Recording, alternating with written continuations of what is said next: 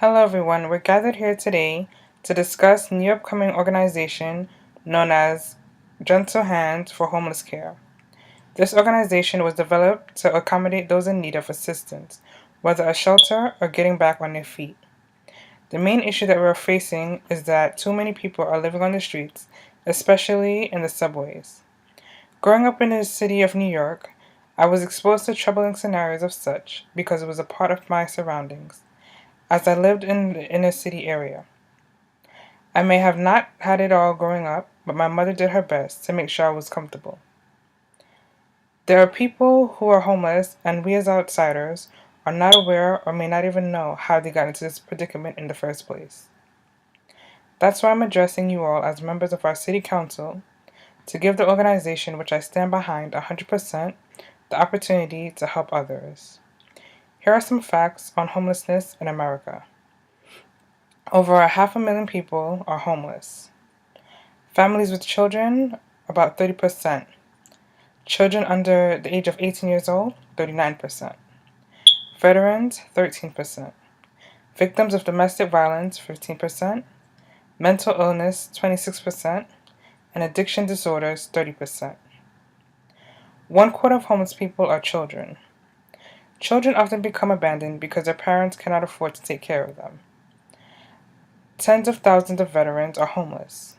In America, it's sad to see our troops who risk their lives to come back to nothing, not even a place to live.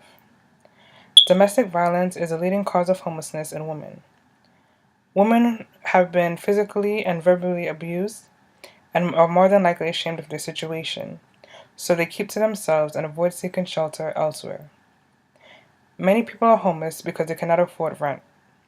In a city, especially like New York, as combusted as we are, there's no space. But with all the open and vacant lots, you would expect housing areas to be built. There are fewer places for poor people to rent than before. In the last few years, millions have lost their homes.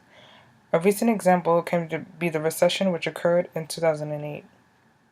The government does not help as much as you think. There's government aid like Section 8 and welfare. Why aren't any of these people given this assistance? Cuts to federal housing assistance. Fewer housing units are available according to the National Coalition for the Homeless. 1 in 5 homeless people suffer from untreated severe mental illnesses. I've noticed and seen plenty of people on the trains in similar conditions. There have been quite a few instances where some people were seen talking to themselves. Cities are increasingly making homelessness a crime, and if you cannot afford to have any shelter, you're placed in prison. The effects of homelessness on the individual include shorter lifespan, death, hypothermia, malnutrition, sleep deprivation, and skin disorders.